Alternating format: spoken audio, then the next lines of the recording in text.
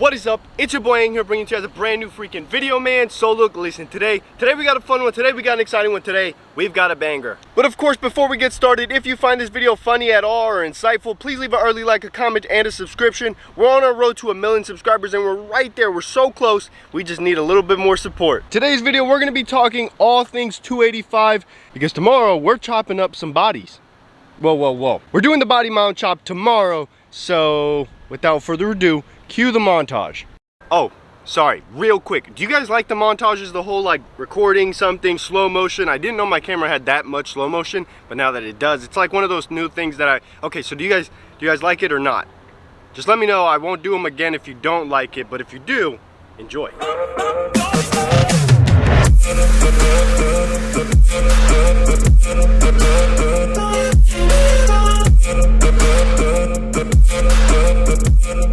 As you guys can see, the Tacoma is sitting very, very pretty on the 285, 75, R16 General Grabber ATXs. And it so happens to be that this modification single-handedly is the most asked about modification. Can I run 285s on my stock Tacoma? Can I run 285s on a lifted Tacoma? How high do I have to lift my Tacoma? If you're in any type of group chat, Tacoma World Forum, Facebook group chat, you know that this question ruins everybody's day. If you already have 285s, if you don't, well then you want to know the answer. But buddy, look, let me tell you something. There's no solid answer. And that brings us into our first topic of discussion.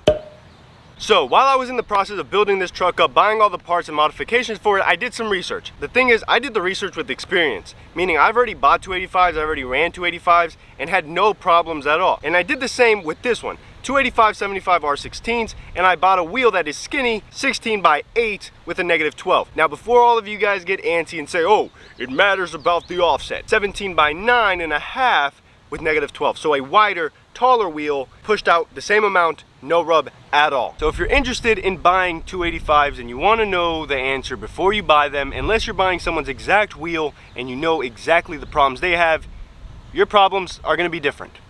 I promise. Now you may be asking, well, Aing, buddy, tell us what problems you're having.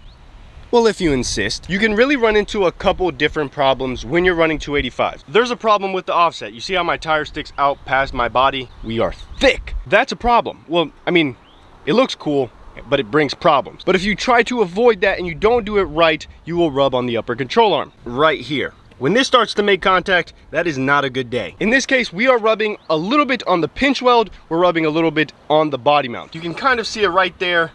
We're peeling the paint off the body mount. I honestly didn't know it was that bad, and I was like, okay, I'll hold off on the body mount for a little bit. I was like, okay, we're rubbing on the body mount. Let's scrap the whole thing.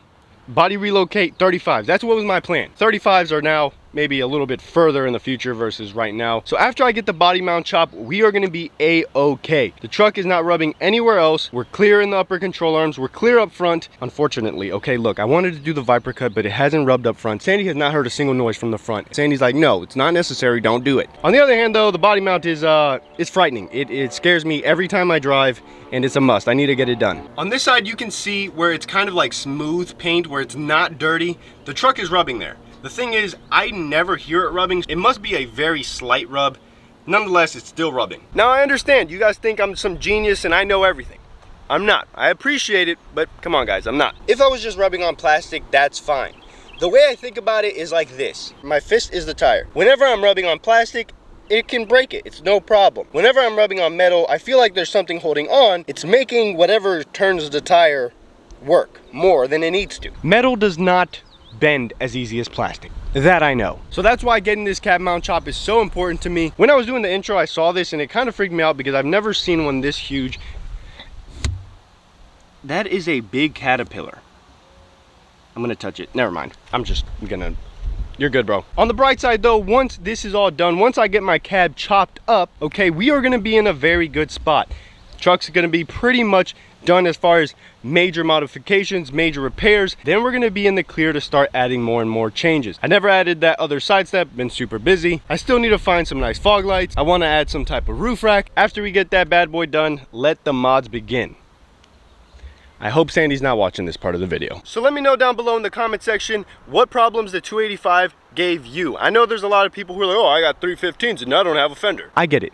Cool, buddy. We're not all as cool as you. But I will admit, 285s not done properly brings a lot more headache, a lot more hassle than needed. But if done properly, 285/75 R16s are the best. I used to like 285/70 R17. If you like a bigger wheel, go for it, but bigger tire over bigger wheel. Just my opinion. So with all that being said, I made this as, well, a goodbye to my cab mount. Not all of it, but some of it. Let me know down below. I'm gonna have him do the cab mount chop as well as the pinch weld. If there's any recommendations, any suggestions that I should make, let me know, because, well, I'm a noob. I'm just going in there, I'm like, hey bro, chop this, let's ride. Also, I want to say a big thank you to everyone who commented on my last video talking about selling the Tacoma. I've officially rejected the offer, and we're gonna keep Big Blue. I don't know if that's what we're naming him. Kind of suits him, but I said it in the video, and then someone else commented it, and then I was like, Big Blue. You get it? Because the truck's rather big, I mean, to me, and it's blue. So are we looking at Big Blue now? I don't know. We are keeping him, we're building him up. So the plan is to pay him off, upgrade him, make him look like a beast, and hopefully be able to get the 4th gen as well. Although I don't think I'll be getting the 4th gen. Let them work out the kinks, and then I'll be stepping into that 4th gen Tacoma. Leave a like, a comment, and a subscription. Remember, boys, the race to 1 million is on, and we are very, very close. So come on, like, comment, subscribe, share this with your favorite cooking group chat, your favorite cat loving group chat, whatever it takes. We got to get to 1 million. But other than that, it's been your boy. I'm out of like an Audi. I'll see you tomorrow. Cinco de Malo. Peace. Also, guys, it's gonna be super nice out this weekend, so if you get the chance, get out, take some pictures with your Tacoma, send them over to my Instagram, official Aing, and you will be in the next video at the end of the video with your pictures.